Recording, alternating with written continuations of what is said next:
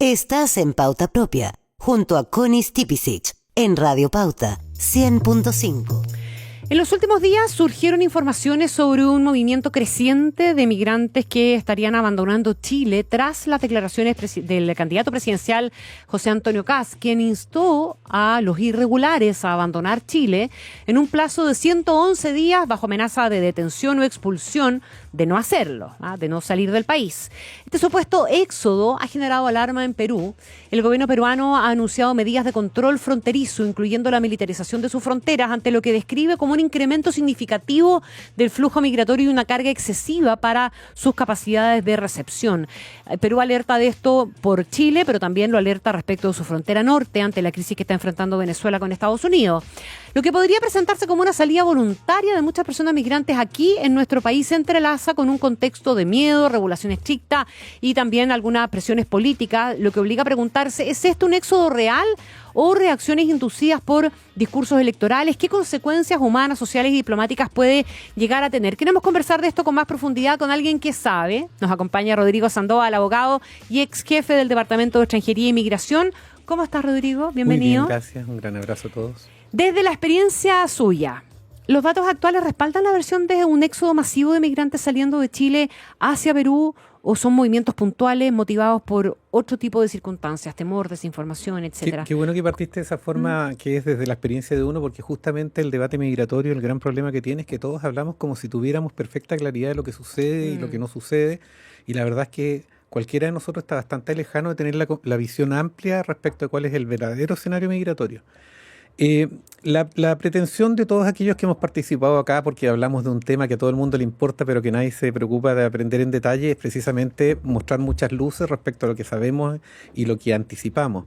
Y eso hace que tengamos la vanidosa pretensión de siempre tratar de anticipar escenarios. Claro. La verdad es que la gran mayoría de las veces esos escenarios, sobre todo los catastrofistas, no se cumplen. Hace 3 años, si no me equivoco, no me acuerdo si en esta misma radio, me invitaron a conversar respecto a el gran éxodo de venezolanos que se estaban volviendo a Venezuela. Hace un año, quizá un poquito más, cuando fue la elección en Venezuela, me invitaron a hablar de la ola migratoria que se iba a venir desde Venezuela después de que Maduro desconociera los resultados.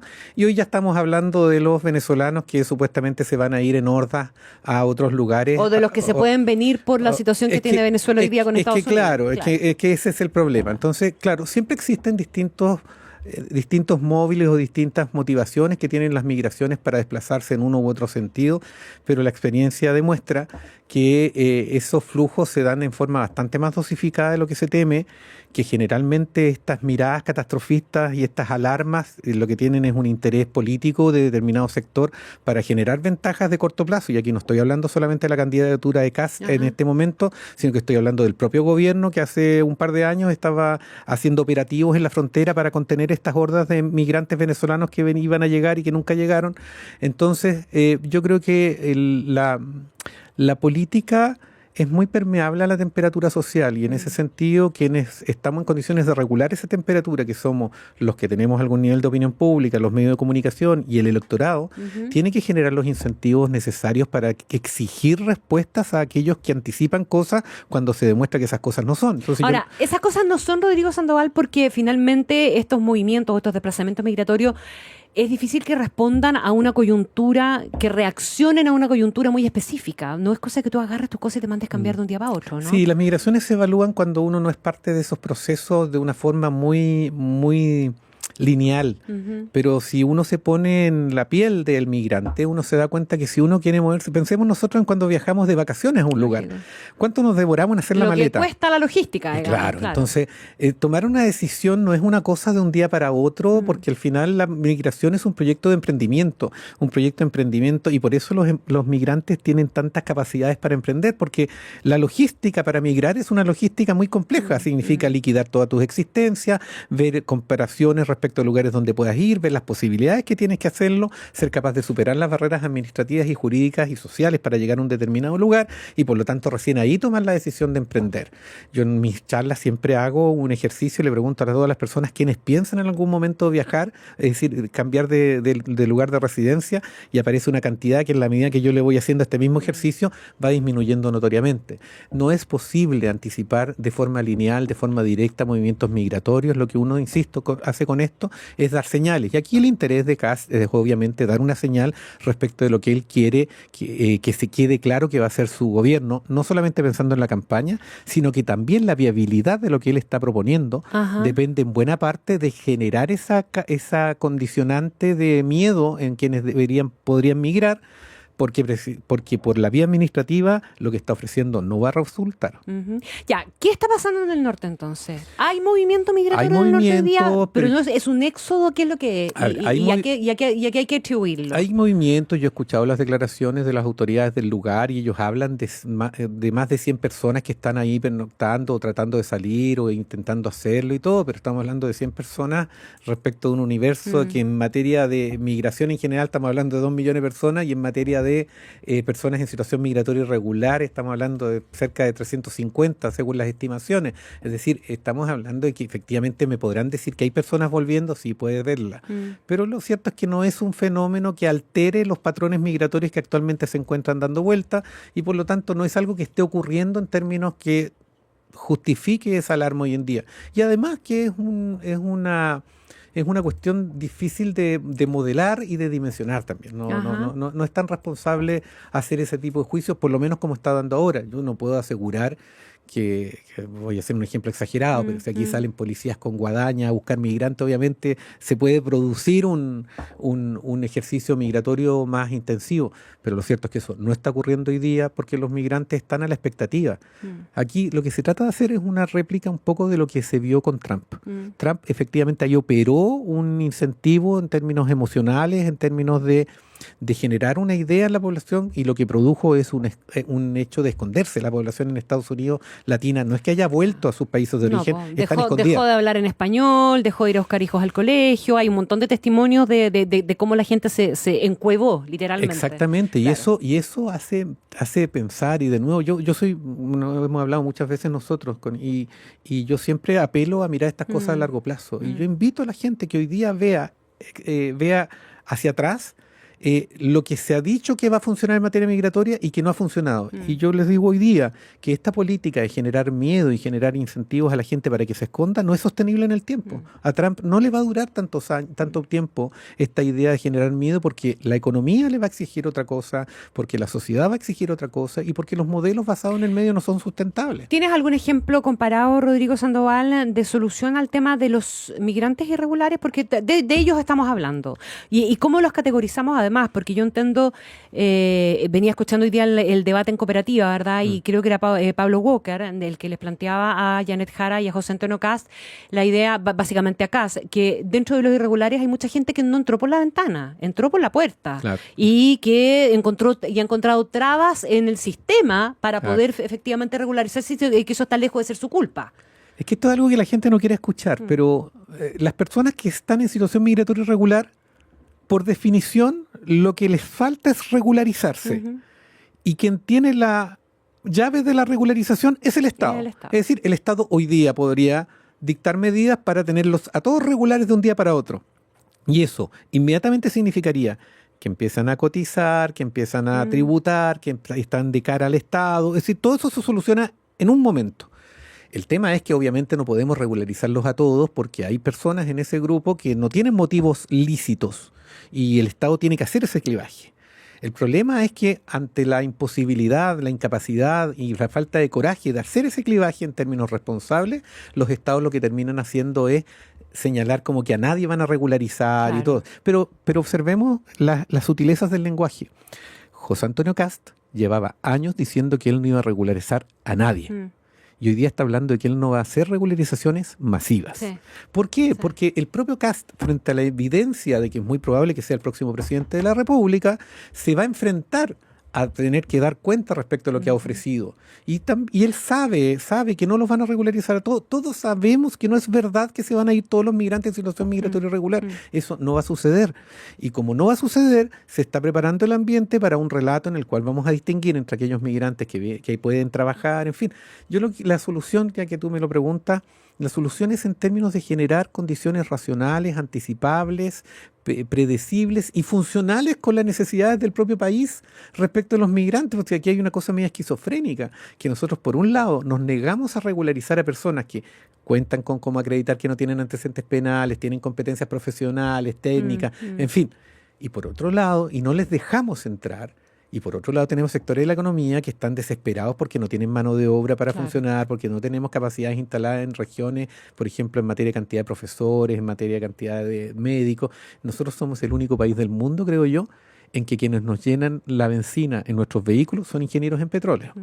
Es decir, conversen ustedes, por favor, con las personas ahí en el Servicentro.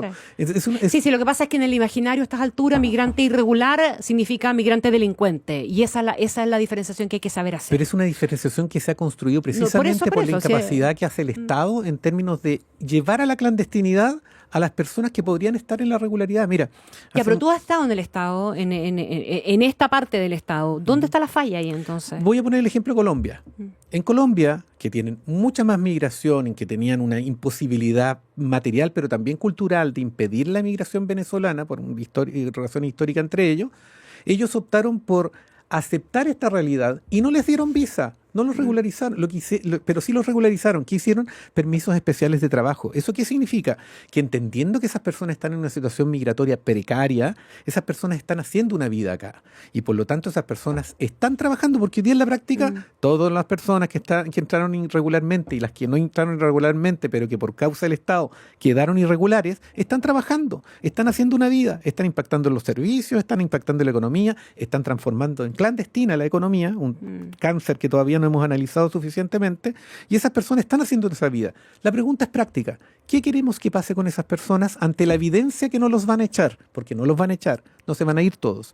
¿Cómo los queremos? Esa es la pregunta. ¿Los queremos cotizando, aportando? Pagando impuestos. ¿O los queremos, claro, o los queremos escondidos? Y además, ojo, escondidos y como regalo que le damos al crimen organizado, porque el crimen organizado gana dinero ingresándolo, pero después tiene la mano de obra para que trabajen para él, tiene fuentes de explotación. De verdad es muy absurdo lo que estamos haciendo si lo vemos sacando la rabia con la que estamos observando el fenómeno. Estamos conversando con Rodrigo Sandoval, abogado y exdirector de extranjería.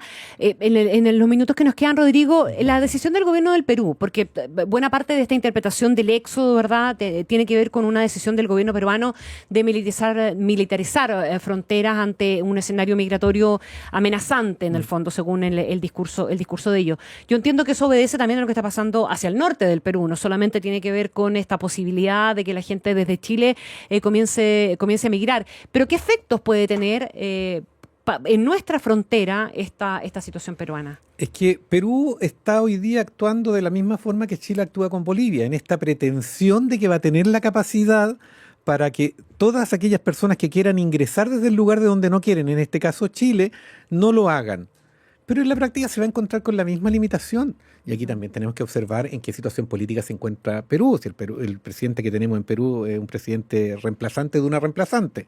Entonces también hay una necesidad de los políticos y de quienes están en el gobierno de dar señales, aun cuando esas señales no tengan una correspondencia en la práctica. Si la pregunta práctica es esta: si nosotros queremos expulsar a los migrantes de un país, y no los podemos expulsar con avión, porque Venezuela no está recibiendo aviones hoy día, incluso ni siquiera estos aviones.